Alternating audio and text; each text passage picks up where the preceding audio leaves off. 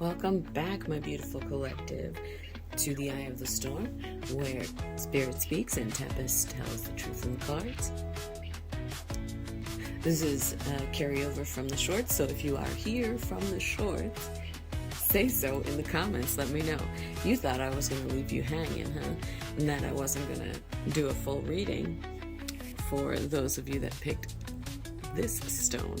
But here I am, giving you a full reading on your choice.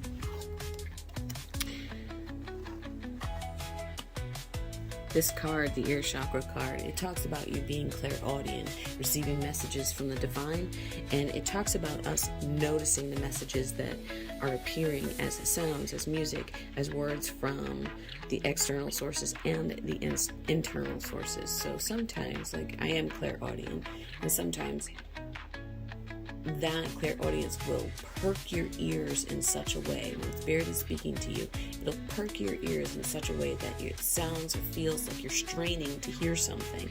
And Spirit is actually talking to you.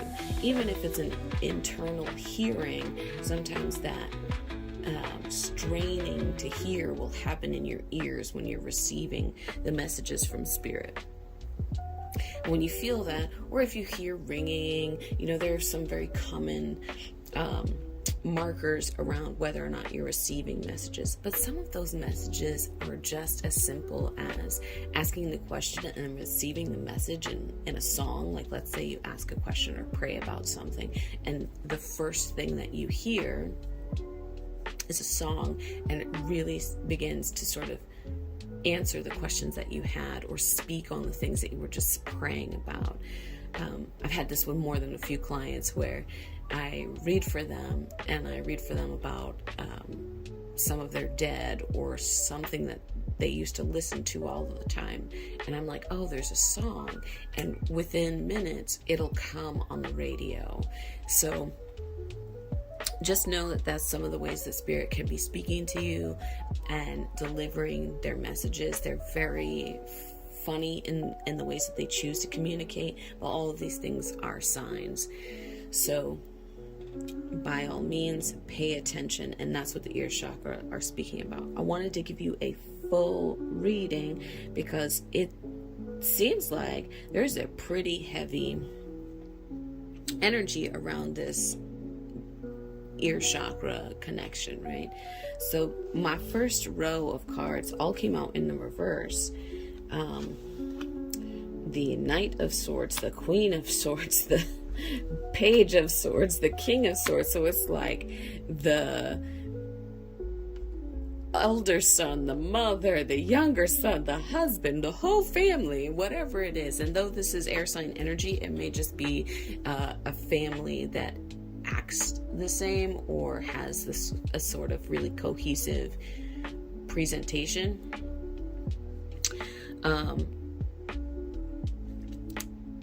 They all are in the reverse, along with the Ten of Cups, which is the Happy Home and Family card.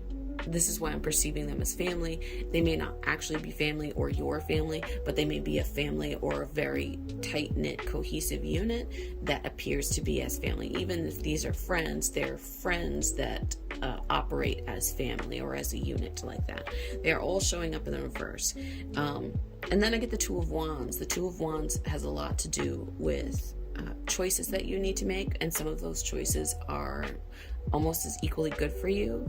But it shows me with the family being in the reverse, or these people that present as family being in the reverse, and this Two of Wands here, you're kind of, and right next to it is the Tower, you're kind of caught between a rock and a hard place. So it may be that you're having a lot of family or communication around this group of people that are pressuring you to make decisions that don't really feel good for you. And even though it looks like two equally good decisions, it still feels like a rock and a hard place to you, because neither one of these decisions are decisions that you would want to make. And even though they seem to be of equal value, they aren't particularly good long term, right? Especially with the Tower right next to it. It's like, this thing is unstable and somebody's gonna do something or say something soon.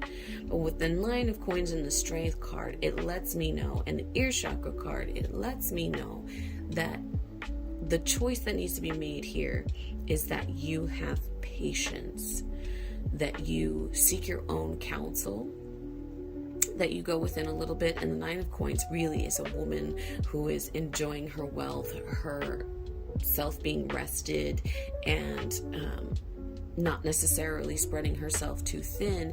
And she is someone who amassed those means by her own merits, especially as you see her holding this bird. It's a falconing bird, or it's a bird that's used for falconing, and that's like a hunting bird. So even though they don't show her dressed in hunting gear, this is a very hard sport to get good at. And so this woman, having trained a bird to hunt and catch food for her, has done the hard work of the training and has done the hard work of planting all of these seeds, and now she's able to harvest all of these seeds that are her hard labor. The Strength card is another card that has a woman who's in control or in power, right? So on the traditional decks, you'll kind of see the Strength card where it appears that an androgynous figure, or potentially a feminine figure, is prying open the jaws of the lion. But I love the way that the Legacy deck presents this card or depicts this card, and really it's a lot like Circe from the Odyssey, where she has the power to command the beasts around her through her magic. And that's what's happening here.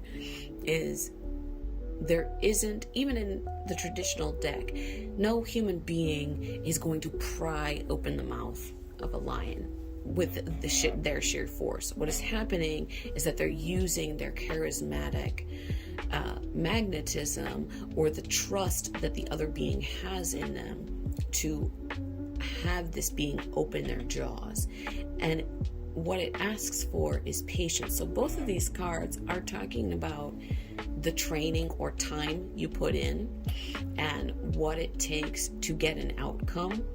So even though all of this energy leading up to it is like expecting you to make a decision, kind of forcing you, they may be nagging or nitpicking at you, and if they are air signs or they are holding that air sign energy, it's a lot of communication that can feel overwhelming. But what is being asked of you is to sit and seek divine guidance, right? To sit and hear what it is that's being given to you when you are praying. So I love that, and I love that I was being called to deliver that message for you, collective. We are on the road to 10,000. So if this resonated with you, let me know in the comments. If you like it, liked it. If you don't like it, dislike it, right? Subscribe is free. A share is free. And I love you, beautiful collective. And I'm so looking forward to giving you another reading.